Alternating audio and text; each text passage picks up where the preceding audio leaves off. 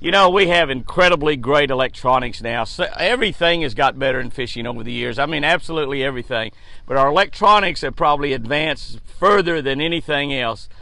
What do you need to really learn how to do, or what should be one priority with your electronics? This is an easy one.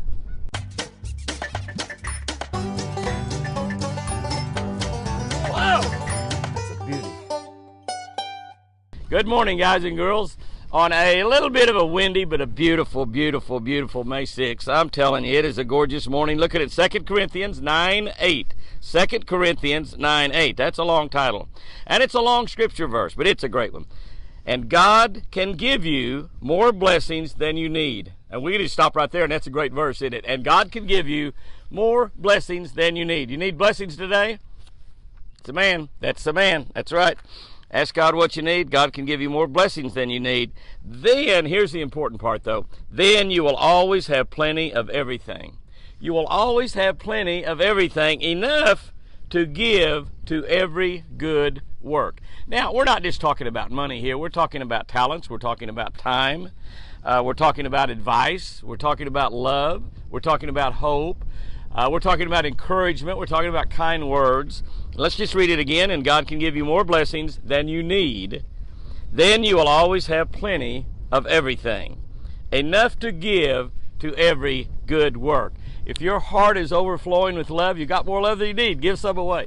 If your heart is just been on some really good positive words today and you're feeling good, give that away. Give some of that positiveness away to other people. Speak life.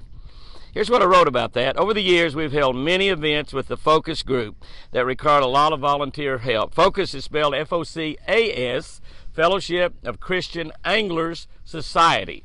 I started that group back in, I believe, 1983. Can you believe that's almost 40 years ago?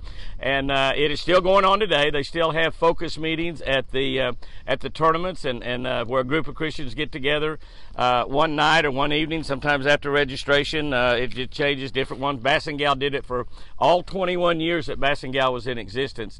They did FOCAS meetings, and it's just a Bible study group of a bunch of Christian professional bass fishermen, men and women. And a lot of the local tournaments, it's not necessarily just professionals. A lot of the local tournaments around the country have FOCAS meetings as well. And it's just a short Bible study group, usually 30-40 minutes, and that's about it. Sometimes takes an hour. And usually the fishermen kind of pass it around. Different people lead that, and it's an honor to get to lead one of those FOCAS meetings. I promise you, I've got to lead several, and it's really an honor to get to do it, because it's just a small group of Christians. Sometimes we'd have 60 or 70 people in BASS and FLW at those meetings, and we've had as many as 100 probably, and we've seen people get saved. I can mention some names of some really top-line professional fishermen that got saved because of our FOCAS meeting. Fellowship of Christian Angler Society. Locally, around Lake Tenkiller, we did a lot of events. We had pastors' days, we had nursing home Christmas parties, we had kids' fishing days. We did all kinds of events around it. But over the years, we've held many events with the FOCAS group that required a lot of volunteer help. What a blessing it was to know that there would always be just enough volunteers to do what needed to be done. For tournaments, there would be just enough prizes. For Kids Day, we would always manage to get just enough people to make sure everything went smoothly. And you know, on our Kids Day, we allowed 550 kids to sign up for that Kids Day. 550 kids. We had about 10% no-show, so we had about 500 kids at every one of them. We needed, check this out, we needed 100 volunteers. That's right. You know how many times we fell short of 100 volunteers? Never. We did that that Kids Day for 21 years until we ended up moving down here to southern Oklahoma. And but we did it for 21 years. We always had enough people. Many hours went into preparation, and there just were times it didn't look like it was going to come together. But it always did. It always did. In all those years, listen to this. You think God's not in situations when you're doing something and giving of yourself, your time, your money, your effort, your talents to something else? In all those years, we never, ever had a rain out for either event. We never had a rain out at the tournament, tournament was a big event every year. That's where we raised all the money we used to do all these other ministries throughout the year, the Pastor's Day and the Kids' Day and the nursing home and all the things that we did. We never had a rain out. Never, ever had a rain out for the tournament. Never, ever had a rain out for Kids' Day. And one year, it was forecast 90% rain. 90% rain. And it got so close and it got so dark up north. And in Tahlequah, which is just 9 miles north of where my store is located on Lake Tenkiller, it was pouring down rain. Never rained on our Kids' Day. Never rained on our parade. God definitely was in control. God is sitting up there and God commands the rain. God commands the rain. And he blessed the hands. He blessed the hands that were willing to work. Those 100 volunteers, he blessed their hands since they were going to give up. They gave up their Saturday morning for those kids. They gave up their Saturday morning for those kids. He blessed the hands that were willing to work. Wow, that's really something. You know, if we would just obey God, how much better the world would be, how much better our life would be, how much better our marriages, our families, our work would just be if we would just obey God. The animals obey God. Did you ever think about that? I might talk to you about that one time in one of my woods, waters, and windshields, how the animals obey God. I was listening to a friend of mine preach this Sunday, and Craig was talking about how well the animals obey God, and he was preaching out of Jonah. And you remember Jonah, where Jonah was swallowed by the big fish? And the fish showed up at the right place. Now, they said there's not a fish big enough to swallow a man and him live inside his belly for 3 days. But God made the fish. It says in there God made the fish. But he commanded the fish to show up and swallow Jonah.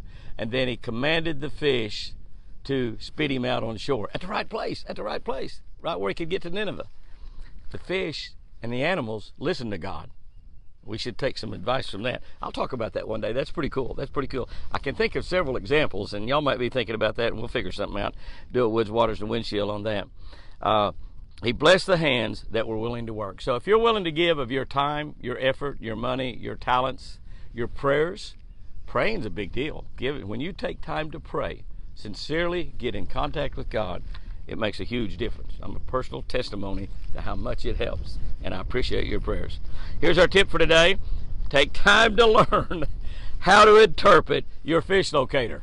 You hear that, Jimmy? Oh, yeah, I hear that. Take time to learn to interpret your fish locator. I've never been really a great electronics guy. I've been pretty good at it. I'm kind of probably above average maybe, but I'm surely not at the level of the top professional fishermen. But I'm getting better. Our units are getting better, and I'm learning more and more. I can identify a lot of different species of fish now with my Garmin live scopes, and I can identify what kind of fish they are, but I can't tell you that fish weighs 6 pounds and 12 ounces, but I can get pretty close.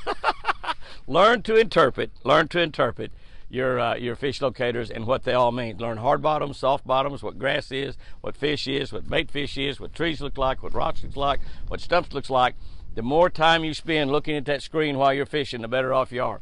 A tip that Roland Martin taught me years ago: Jimmy, always keep one eye on your locator. When you're fishing, always have one eye on that locator. When you take it off, might be the very time you see something on there that changes your entire fishing day. Guys and girls, go out there and have you a great one today. And remember, I sure do love you.